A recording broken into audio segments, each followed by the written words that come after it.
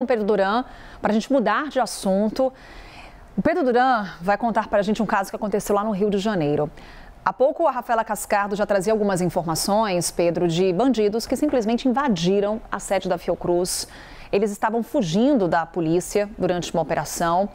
Ao invadir a Fiocruz, teve confronto. As imagens, inclusive, o Pedro já traz para a gente. Olha só a confusão que se formou nas proximidades ali da Fiocruz. Teve confronto entre criminosos e a polícia, e uma mulher que estava dentro da Fiocruz, dentro da fundação, ficou ferida.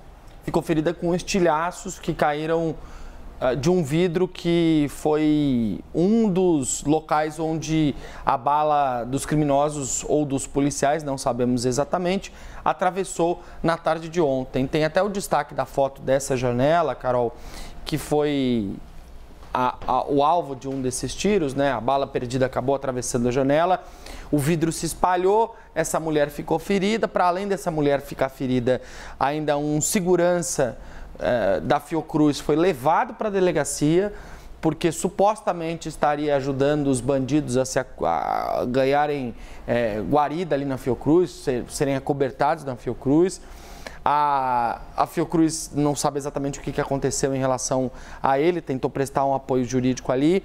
O fato é que essa confusão toda ontem, ela gerou uma crise institucional, envolvendo a Fiocruz, que é um dos principais órgãos vinculados ao governo federal em relação à saúde, que inclusive faz o desenvolvimento de vacinas. A janela que levou o tiro foi justamente de uma dessas áreas de desenvolvimento de vacinas, e a Polícia do Rio de Janeiro, mais especificamente a Polícia Civil. E aí, para poder explicar um pouco dessa crise, dessa discussão, eu separei um trecho da fala do diretor executivo da Fiocruz sobre esse assunto. Eles soltaram uma nota que foi tida pela cúpula da Polícia Civil como exagerada, muito forte.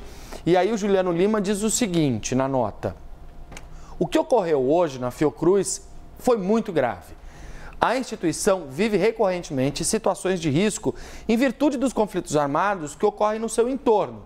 Mas a primeira vez que ocorreu o ingresso sem comunicação e sem autorização de agentes da Polícia Civil no campus Manguinhos. A troca de tiros colocou em risco a vida de trabalhadores, estudantes e usuários dos nossos serviços. A fala do diretor executivo da Fiocruz aqui, portanto. É uma nota super grande, eles colocam inclusive essa foto da janela, e eu fui conversar com a Polícia Civil para poder entender as repercussões dessa discussão. E eles me disseram o seguinte: as pessoas que compõem a cúpula da Polícia Civil do Rio de Janeiro, inclusive que acompanharam de perto essa operação, que teve relação com a Operação Torniquete, que é aquela para poder estrangular financeiramente o crime organizado, falaram: nota da Fiocruz, para nós, é totalmente exagerada, não foi isso que aconteceu, a gente não teve escapatória, a gente teve que entrar dentro do campus, porque os bandidos fugiram para lá e a gente teve que proteger, inclusive, os profissionais da Fiocruz.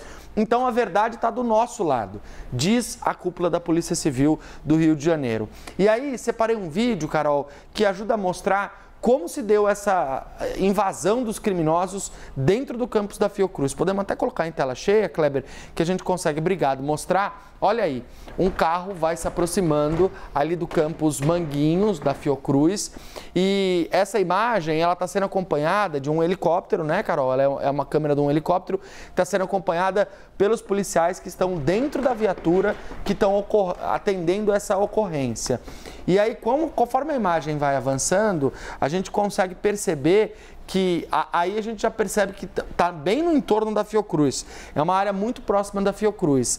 O que vai acontecer? Vai começar um corre-corre desses bandidos na tentativa de tentar entrar em algum lugar para se esconder. O carro encosta ali, a imagem a gente consegue perceber claramente essa manobra, e aí você vai perceber os bandidos que vão sair correndo, tá vendo? De dentro do carro e vão em direção à sede da Fiocruz. Fiocruz que fica na zona norte do Rio de Janeiro, na região de Manguinhos, e isso lá é tradicionalmente uma área, Carol, onde você tem efetivamente um conflito armado entre policiais e traficantes. Inclusive, há pouco na nota que você trazia do diretor executivo da Fundação, ele dava destaque para isso, que é uma região no Rio de Janeiro já conhecida pelos intensos confrontos entre criminosos e polícia.